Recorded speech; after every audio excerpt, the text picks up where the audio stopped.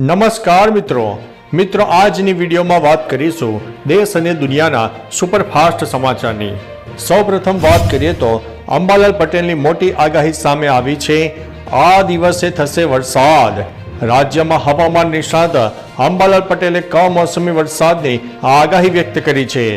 રાજ્યમાં 23 ડિસેમ્બરના રોજ કડાકા ભડાકા સાથે વરસાદ થવાની શક્યતા છે। 18 ડિસેમ્બર બાદ ઉત્તરના પર્વતીય વિસ્તારોમાં ભારે હિમવર્ષા થશે। તેના કારણે રાજ્યના વાતાવરણમાં અચાનક પલટો આવશે, ત્યારે ભારે ગાજવીજ સાથે વરસાદ પણ પડશે। ઉપરાંત ડિસેમ્બરના અંતમાં કાતિલ ઠંડીનો દોર પણ શરૂ થઈ જશે। અન્ય મહત્વના સમાચારની વાત કરીએ તો ગુજરાત આપમાંથી હજી 2 ધારાસભ્યોની પડી શકે છે વિકેટ। ગુજરાતમાં આમ આદમી પાર્ટી માટે ચિંતા વધારનારા સમાચાર સામે આવ્યા છે।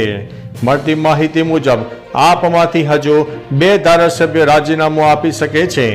બોટાદના એમએલએ ઉમેશ મકવાણા અને ગારિયાધારના એમએલએ સુધીર વાઘાણી રાજીનામું આપી શકે છે। જો કે બંને નેતાઓએ રાજીનામાની વાતને નકારી કાઢી છે। જણાવી દઈએ કે વિસાવદરના એમએલએ ભૂપત ભાયાણીએ આપનો સાથ પણ ભૂતકાળમાં છોડ્યો હતો। અન્ય મહત્વના સમાચારની વાત કરીએ તો મુંબઈમાં રહેતા 9 બાંગ્લાદેશીઓની ધરપકડ કરવામાં આવી છે। મુંબઈ ક્રાઇમ બ્રાન્ચે શહેરમાં ગેરકાયદેસર રહેતા 9 બાંગ્લાદેશી નાગરિકોની ધરપકડ કરી છે।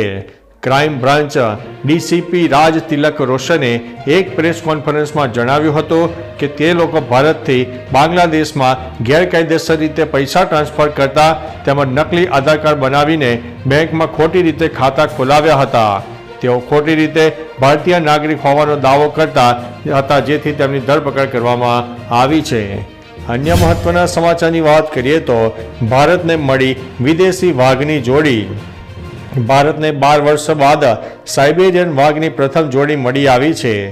આ વાઘની પ્રથમ જોડી લારા અને આકાશનાસને પ્રાણી એક્સચેન્જ પ્રોગ્રામ અંતર્ગત ભારત લાવવામાં આવશે।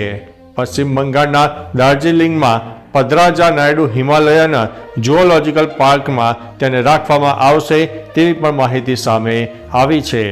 તો ચાલો મિત્રો, ફરીથી દેશ અને દુનિયાના સુપરફાસ્ટ સમાચાર લઈને મળતા રહીશો। ત્યાં સુધી અમને રજા આપશો। નમસ્તે।